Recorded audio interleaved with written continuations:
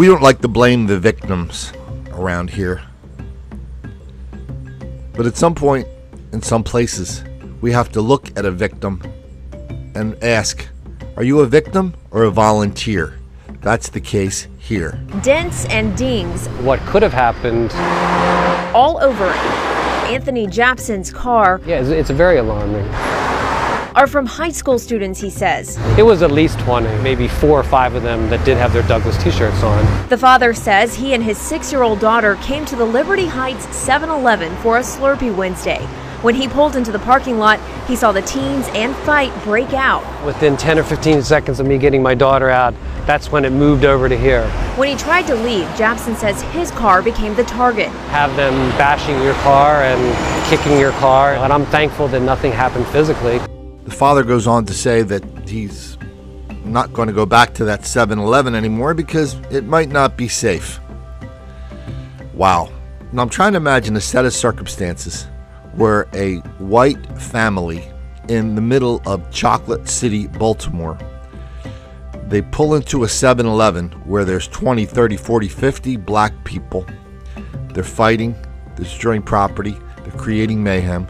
Under what circumstances a dad and a daughter pulls into this place thinking that that's okay, thinking that's safe, thinking that he has a pass somehow because he's some liberal that wants to gentrify the city of Baltimore and spread goodness and light and sugarcane pops wherever he goes.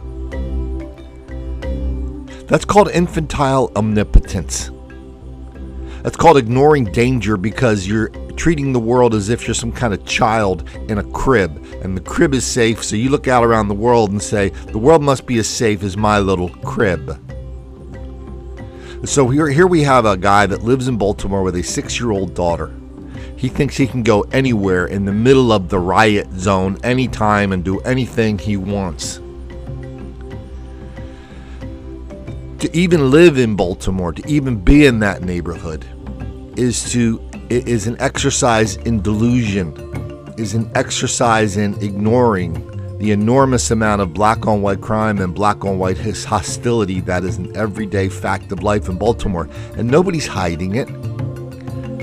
Black people in Baltimore, they write blogs, they write magazine articles, they go on the radio, they go on TV. They let you know. They don't believe crime in Baltimore is really a crime. Crime in Baltimore is really a result of racism. So criminals are victims. And victims like this guy are really the predators because they go into a place expecting to be safe. And all that is white privilege. A woman named Tracy Halverson wrote an article about this last year in Baltimore. Baltimore, you're breaking my heart. Of course, she threw her hands up in the air and made all the, apologies beforehand. Oh, this isn't about race. This isn't about black criminals. It's just about criminals who happen to be black. And she talked about how in her neighborhood, everybody, you had to borrow a pit bull if you wanted to walk around the store and grab a carton of milk. And so we come back to the dad here with the child going into a 7-Eleven, putting his child in danger, and he's saying he's the victim. The people in Baltimore might be right. This guy's not a victim. He's a volunteer.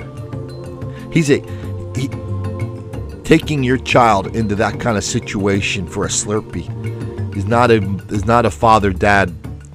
It's not a father-daughter bonding experience. It's a case of child abuse.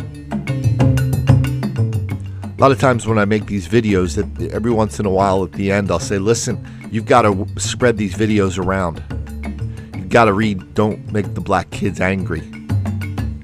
Because not just for you, but for your friends who are walking around in this delusional zone that they think they're safer than they actually are.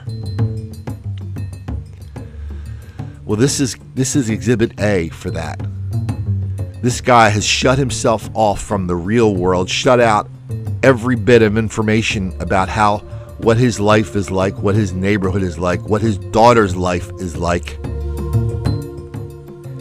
And he's put himself and his family in danger because of it, because of his ignorance, because he's denying, excusing, encouraging, condoning this kind of action. this is Colin Flaherty reminding you, when you're in Baltimore ready to get a Slurpee, don't make the black kids angry.